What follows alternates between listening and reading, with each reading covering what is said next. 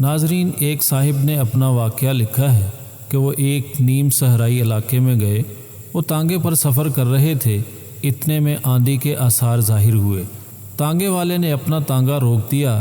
اس نے بتایا کہ اس علاقے میں بڑی ہولناک قسم کی آندھی آتی ہے، وہ اتنی تیز ہوتی ہے کہ بڑی بڑی چیزوں کو اڑا کر لے جاتی ہے، اور آثار بتا رہے ہیں کہ اس وقت اس قسم کی آندھی آ رہی ہے، اس لیے آپ تانگا سے اتر کر اپنے بچاؤ کی تدبیر کریں۔ آندھی قریب آ گئی تو ہم ایک درخت کی طرف بڑھے تاکہ ہم اس کی آڑ میں پناہ لے سکیں۔ تانگے والے نے ہمیں درخت کی طرف جاتے ہوئے دیکھا تو چیخ پڑا۔ اس نے کہا، آپ درخت کے نیچے ہرگز نہ جائیے، اس آندھی میں بڑے بڑے درخت گر جاتے ہیں، اس لیے اس موقع پر درخت کی پناہ لینا بہت خطرناک ہے۔ اس نے کہا، اس آندھی کے مقابلے میں بچاؤ کی ایک ہی صورت ہے، اور وہ یہ ہے کہ آپ کھلی زمین پر اوندے لیٹ جائیں۔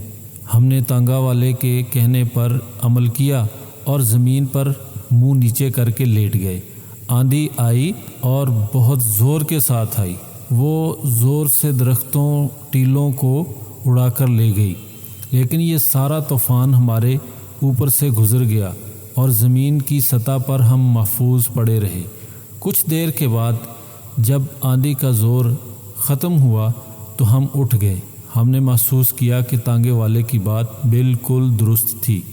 محترم سامعین، آندھیاں اٹھتی ہیں تو ان کا زور ہمیشہ اوپر رہتا ہے۔ زمین کے نیچے کی سطح اس کی براہ راست زد سے محفوظ رہتی ہے۔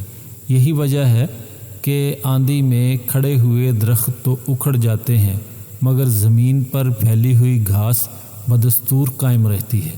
ایسی حالت میں آندھی سے بچاؤ کی سب سے زیادہ کامیاب تدبیر یہ ہے کہ وقتی طور پر اپنے آپ کو نیچا کر لیا جائے۔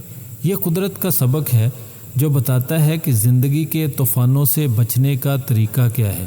اس کا سادہ طریقہ یہ ہے کہ جب آندھی اٹھے تو وقتی طور پر اپنا جھنڈا نیچا کر لو۔ کوئی شخص اشتعال انگیز بات کہے تو اس کی طرف سے اپنے کان بند کر لو۔ تمہاری دیوار پر کیچڑ پھینک دے تو اس کے اوپر پانی بہا کر اسے صاف کر دو۔